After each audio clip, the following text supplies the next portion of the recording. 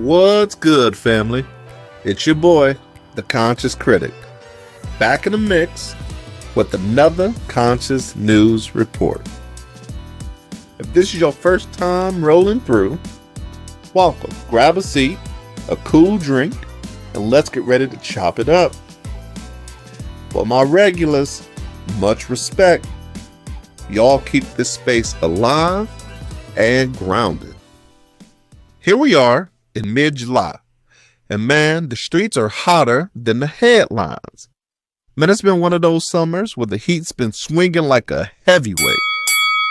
Today we will highlight scorching heat waves, DC military parades, and even a peek into the world of anime.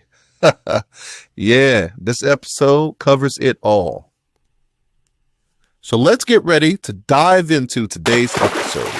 Heat, Homeland, and hype. We open with July's heat wave.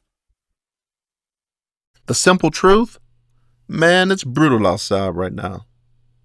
Over 150 million Americans are living under extreme heat alerts daily. Summer nights barely drop below 80 degrees, and daytime temperatures can reach triple digits. Heat isn't just discomfort.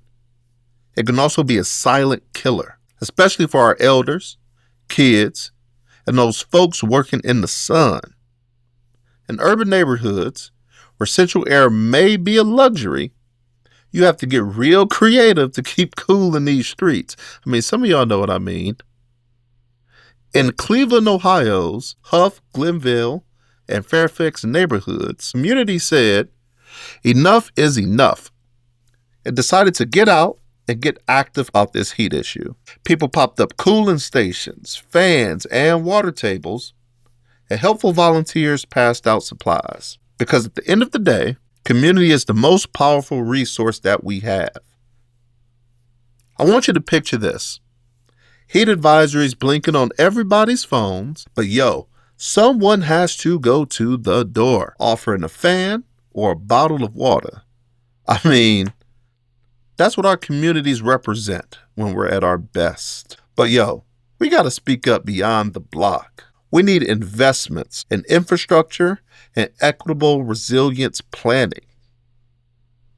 Heat waves, they aren't just weather and climate issues, they're crises. And until that's treated like it, we will end up doing the most for the least.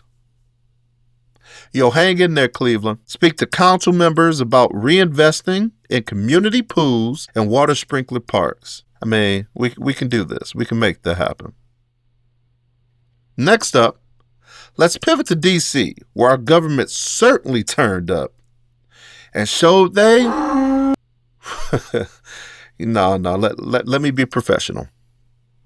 They dropped nearly $45 million on the military extravaganza, featuring tanks, helicopters, and jets to mark the Army's 250th.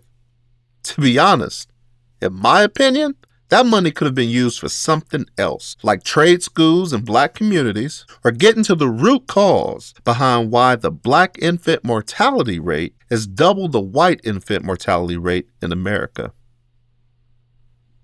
Interestingly enough, I was not alone, as the public and veterans were also surveyed and found that 60% of Americans also thought that money could have been better spent on community needs.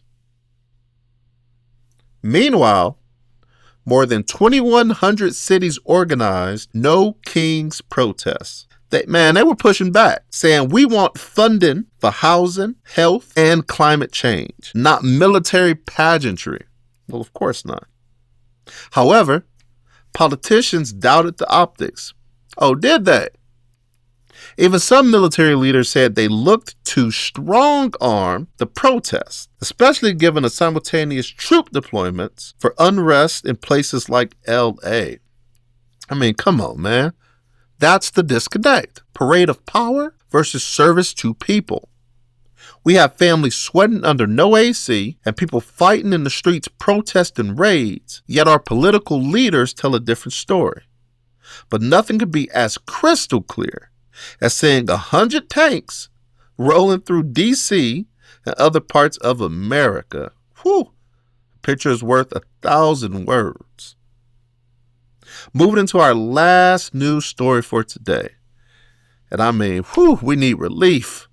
We need some brightness. So let's hit the Anime Expo LA, where more than 100,000 fans showed up to celebrate and chill. Cosplayers and creators toasting new seasons for Black Cover 2, Cyberpunk, Edge Runners 2, Beastars Final, ReZero 4. You name it. Sounds like they had it all. For those of you not familiar with the world of anime, Netflix states that over 50% of its 300 million global subscribers are anime fans. That's roughly 150 million viewers. That makes anime big business.